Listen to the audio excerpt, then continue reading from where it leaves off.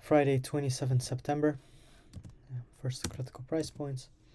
This is the weekly chart. We have the weekly busy low. We have the 25% range of that weekly wick.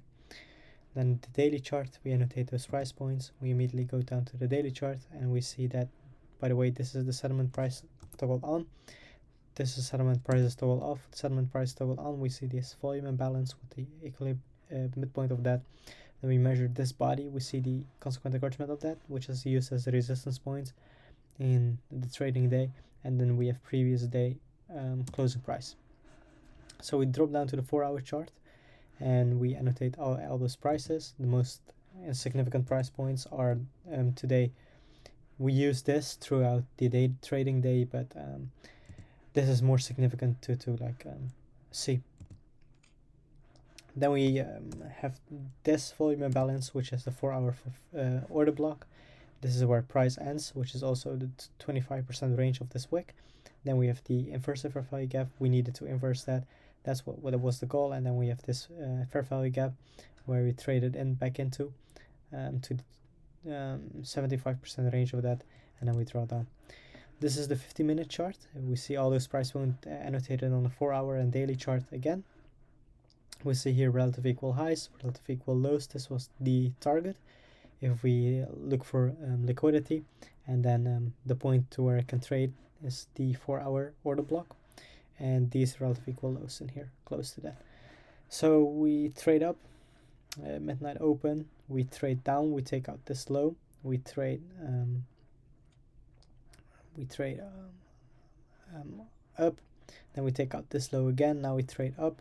So we have convention that we want to take out these relative equal highs in here because we took sell side multiple times, and this is our target for the AM session. So price now needs to redeliver to fill up the inefficiency that was left in here, which it did at the which it did in here. It first needed to take out these short sellers, premature short sellers, so it rallied up to this fair value gap. And then we have the entry model. This is the London, the buy side, sell side, and then we have the buy side again, sell side again. We see we take out buy side, then we drop down. We do that with speed. We look at the fair value gap that took care of taking out the sell side. If we inverse that, then we want to take out buy side probably, but we don't inverse that. We draw lower. We leave a gap while doing so. We trade back up into that. We see this candle is not even is wicking through it, but it's the body of it is closing in this fair value gap in here. So next opportunity we try to look at that and we inverse this volume imbalance, so there we short. Also this order block wants to trade back to the opening price of that order block. We can short because it's not in the midpoint of that equilibrium. Then we draw down to take out the new day opening gap and sell side. If you want to see, even here we take out sell side, so this is the fair value gap that took care of the liquidation of the sell side in here. If you want to draw up to that inverse in here, then we want to take buy side, but we don't do that. We prove the price that we still want to go down. This is the same momentum, the same time delivery. We see in here that yeah, we come above that, but we never leave a inefficiency in here. So once we come above that, we need to see inefficiency to then trade down inside that inefficiency to trade up higher again. So in here we leave with momentum. So sell side is taken. Next opportunity we want to get in. Sell side is taken here. So we could have entered in here. If you want to have some more conviction, then we trade up in this and then short to the 50-minute order block. Once we are in the 50-minute order block, we see relative equal lows form. We take that out. The fair value gap that took care of that is now inversed. So next opportunity in here, we get in to trade down to the new day opening gap. So this is the view from a high standing point, if you will. If we take the buy side, sell side, 2.5 standard deviation of that. That was main target. We have in a 50-minute fair value gap of that in that, and then we completely rebalance that. We trade up back to almost midpoint of that. So if we are trading in here, then we would definitely be stopped out somewhere along the lines in here. So we see relative equal lows form. this is what is this? Oh yeah, this is pre-market. This is 7 a.m. We see buy side in here throughout to the new day opening gap and the inefficiency, the 4-hour inefficiency that we just mentioned.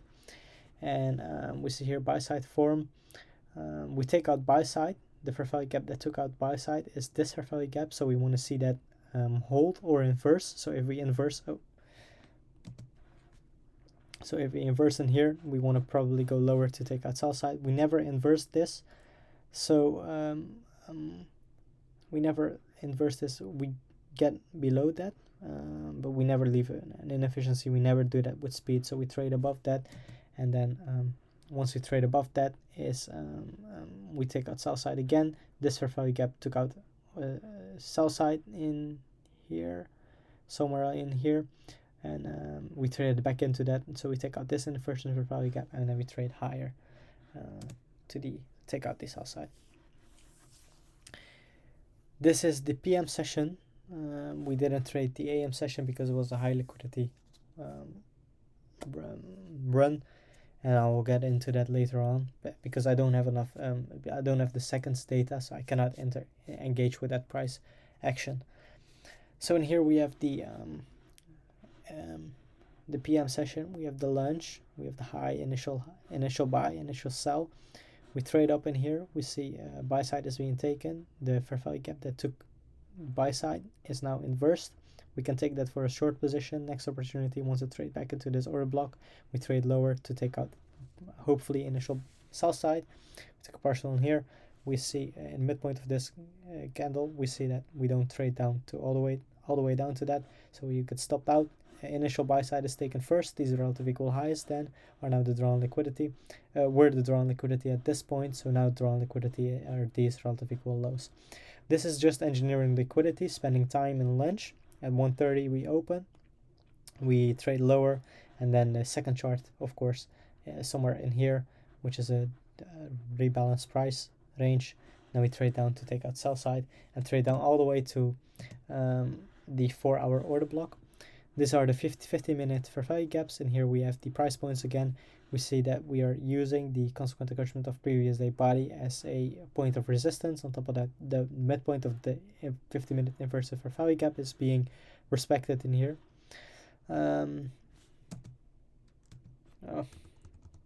I forgot a slide. Yeah, but in here we have the first percentage fair value gap. We have a 29 handle range opening gap, so that's why we have a high resistance liquidity run. It's also a Friday, and we already met the high of the week at Thursday. So this is first percentage fair value gap. We draw that out into time. As you can see, this wick in here is touching previous day closing price. So once we trade up in here, we take out all relative equal highs. So we take out buy side again, and then we immediately drop down. Once the trade back into this first percentage fair value gap, we short in here. This is a high probability because we are also at previous day closing price, which is the most important part of support and resistance in my case when I trade. Then we expect to inverse this fair value gap. We have high resistance. We're careful with trading our stop loss, and we are aggressively taking partials in here. So that was it. Friday.